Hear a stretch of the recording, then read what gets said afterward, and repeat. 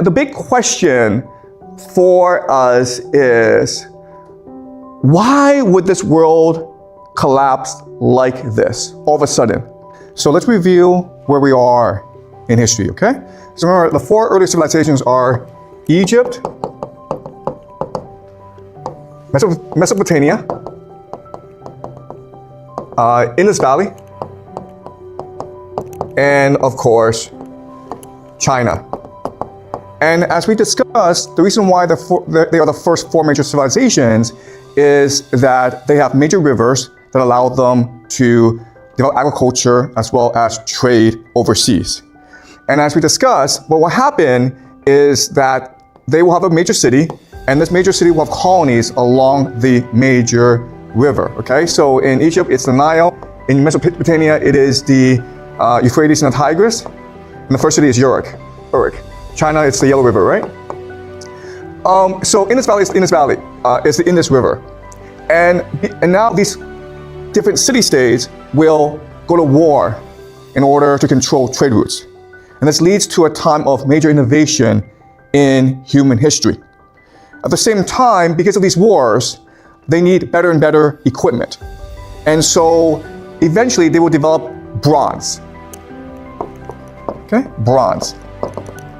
Bronze, as you know, is an alloy of tin and copper. So you need both in order to create bronze, which is the strongest metal. It's ideal for shields, for armor, and for swords. Whoever has more bronze weaponry will win any war.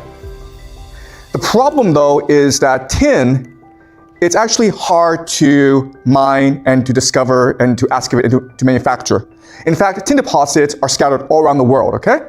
So this is tin over here, over here, over here, and over here, over here. Okay, they're everywhere basically, but it's not concentrated. Therefore, you must now build more trade routes in order to access tin. Okay? So what's going to happen now is that more trade routes will develop in order to access tin. And the major points, the major trade routes will become cities themselves, okay? And now this world is globalized in order to facilitate warfare. Now, what's interesting is the Indus Valley itself, it's not like Egypt, Mesopotamia, and China. It is not engaged in warfare. We've done archaeology in the Indus Valley, in modern-day Pakistan. We have not discovered weaponry, okay? We've discovered bronze, but we have not discovered weaponry. In fact, we believe that Indus Valley, it is a peaceful, egalitarian, and artistic civilization. But it's still brought into this global system. Why? Because bronze changes from weaponry into status, okay? Meaning people use it for pottery, for jewelry.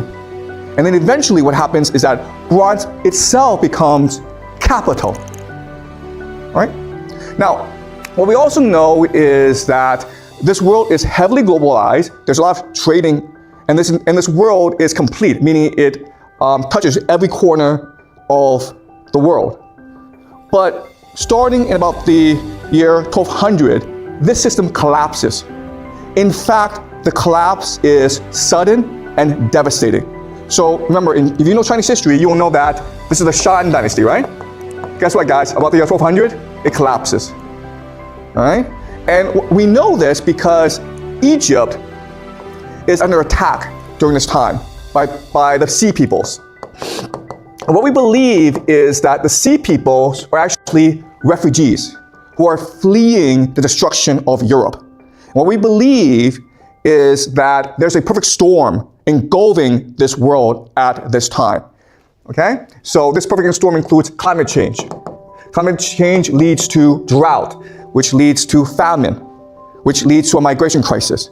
What's going to happen is that the Sea Peoples are going to come in from the north, and they are going to wipe out existing civilizations, including Mycenaean Greece and the Hittite Empire, okay? The Hittite Empire, which is in Anatolia, which is in modern-day Turkey.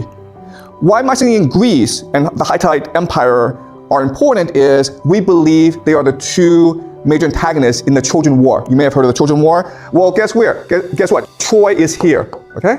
So Troy is in the center of global trade, and that's why people fight over the location of the city. So the Mycenaean Greece is being destroyed, the Hittite Empire is being destroyed, and Egypt is being under attack. Egypt will survive the invasions of the Sea Peoples, but after the invasions, Egypt will be exhausted and it will lose its global power status, okay? Indus Valley will be itself overwhelmed because of refugees fleeing in from the steppes, okay? Mesopotamia, and it's very interesting about Mesopotamia, but it's actually the most resilient of all the four major civilizations. And the reason why is Mesopotamia, throughout its history, is constantly at war, okay? So Egypt is protected by natural geography, by the desert, the Sahara Desert, and then by the Red Sea, okay? So Egypt has natural boundaries.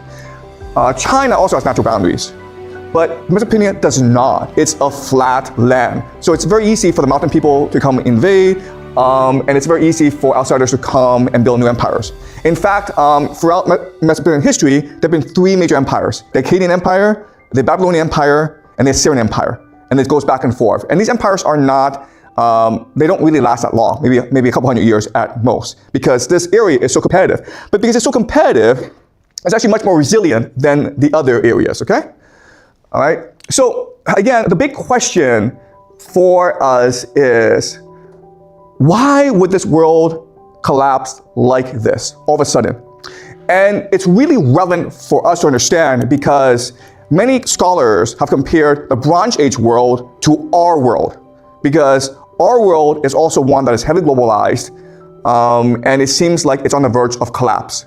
So why is it that this sort of like globalized world in which many countries are getting very wealthy, why do they collapse all of a sudden? Okay? And the argument I will make to you today is it has to do with the nature of capital. Okay? So what I will show you is that this is a proto-capitalistic system. And what we know about proto-capitalism is that it allows for rapid growth, but then it also allows for rapid collapse.